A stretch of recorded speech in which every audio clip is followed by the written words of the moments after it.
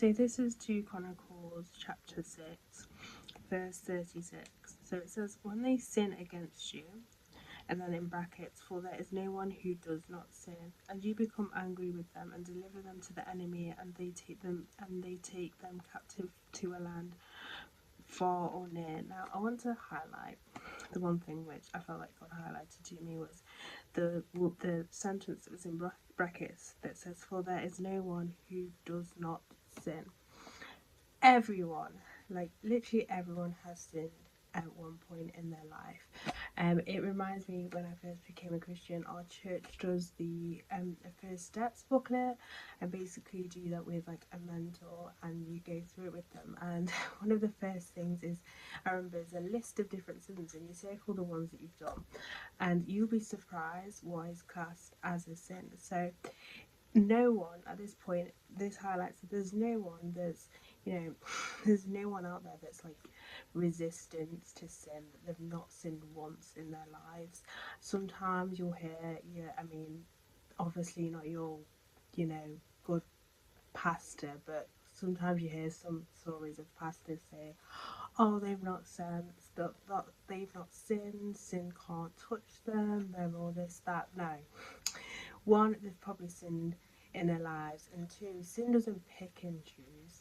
It will tempt anybody. It will tempt anybody. The only person that is free from sin, and that was Jesus Christ. He was completely free of sin. That's why he was the perfect living sacrifice for us, because he had no sin.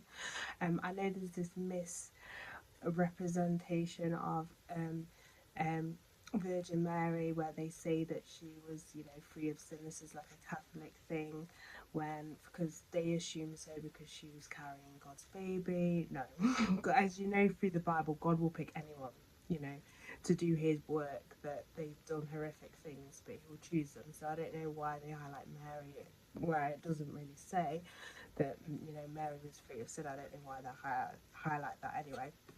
And then in Romans chapter 3, verse 23, it says, for all have sinned and fall short of the glory of God, and then carrying on, being justified freely by his grace through the redemption that is in Jesus Christ, whom God set forth as a propitiation by his blood through faith to demonstrate his righteousness, because in his forbearance God has passed over the sins that were previously committed, to demonstrate at the present time his righteousness, that he might be just and the justifier of one who has his faith in Jesus. So just as a reminder that like everyone is open for temptations, everyone has sinned. It's God knows everyone has sinned at some point. As I said, you may have done something, you may not think, is that really a sin? Or there's a thing called like small sins, or people like to kind of order like sin, like how bad each like sin is and stuff like that, and it's like, sin is a sin. It's still a sin. It doesn't matter how great it thinks in your in your kind of thinking, if you think it's a severe sin or not. All sin is sin at the end of the day, and everyone has done it in the past. Be very cautious of people that have said they've not sinned, because they have sinned. They have sinned at some point.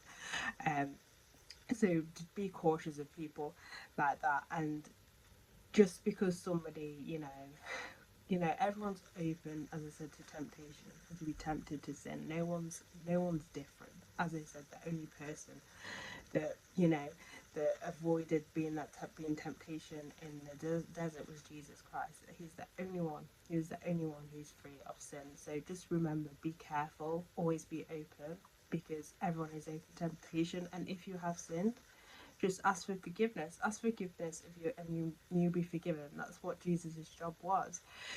So you can go back to God and just say, I'm sorry, I've done this, I'm sorry, but by your grace, please forgive me. Like, he will forgive you. But just don't be so what's it is to say you've never sinned. It's not a thing. Everyone is open to be sinned.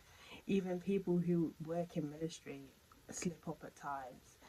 you know, because we're human, and that's, you know, that's what it is. But it's just a reminder that sin doesn't pick and choose people. It chooses people at random, chooses people at random, and everybody has sinned at some point in their lives.